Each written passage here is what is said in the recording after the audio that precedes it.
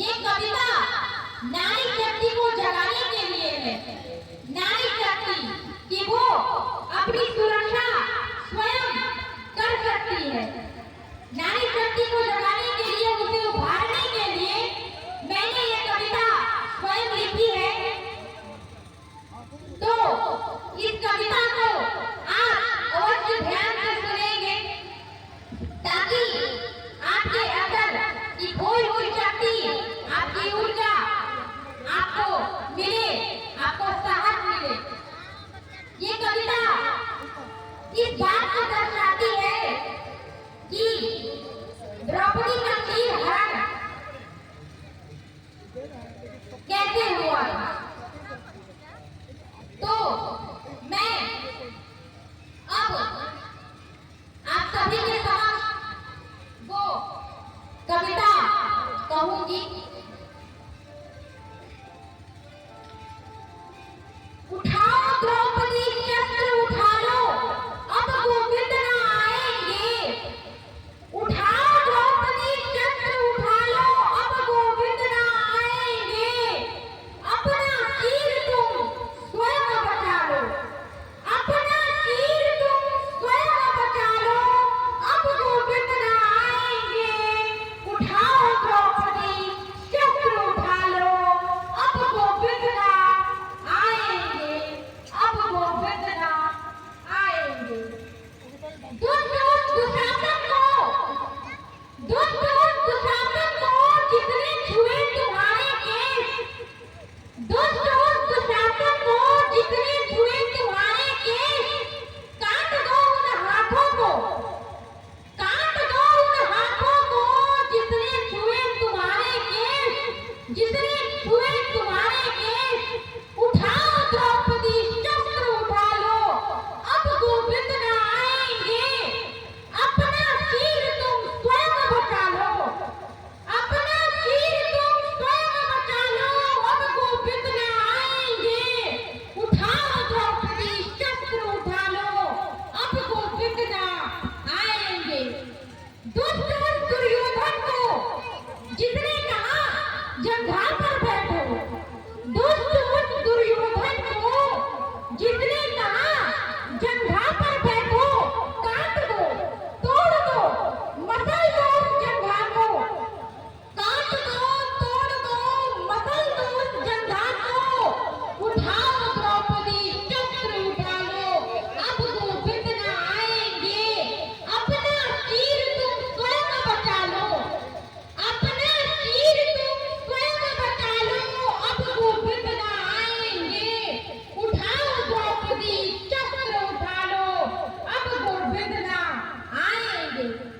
दुष्ट कर्ण को जिसने कहा 5 से 6 हो जाए तो क्या होगा, दुष्ट कर्ण को जिसने कहा 5 से 6 हो जाए तो क्या होगा।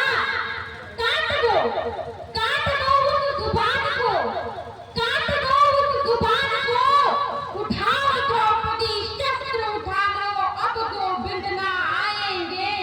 अपना चीर तुम स्वयं बचा लो, अपना चीर तुम स्वयं बचा लो, अब गोविंद न आएंगे। उठाओ द्रौपदी शस्त्र उठा लो, अब गोविंद न आएंगे। दुष्ट शकुनी को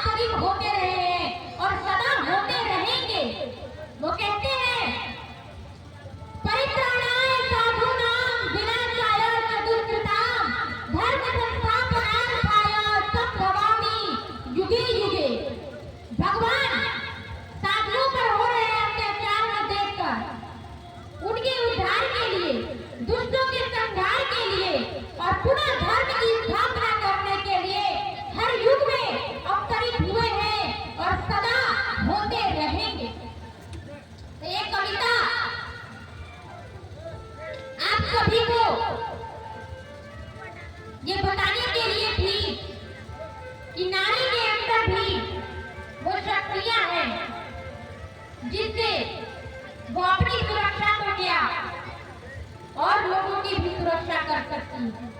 हमारी संस्कृति में, हमारे सनातन धर्म में असंख्य देवी देवता हैं, जिनमें से देवियां जिन्होंने दैत्यों का संहार किया वो भी तो एक नारी थी। मां काली ने असंख्य दैत्यों का संहार किया और उनके रक्त का पान किया। माता दुर्गा ने मंचासुर का वध किया। ये सभी भी तो नारी ही थी। ये इस बात का उदाहरण है कि नारी निर्बल नहीं होती, वो अबला नहीं होती, वो अपनी सुरक्षा स्वयं भी कर सकती है। उन्हें सदा ही किसी और पर आश्रित रहने की आवश्यकता नहीं है। वो अपनी सुरक्षा करने में समर्थ हैं। इस चीज को जगाते हुए मैंने ये कविता लिखी थी ताकि मैं नारी शक्ति को जगा पाऊं, उनके अंदर की शक्ति को उभार पाऊं। अब मैं पुनः आपको एक भजन सुनाऊंगी। कहिए लक्ष्मीपति भगवान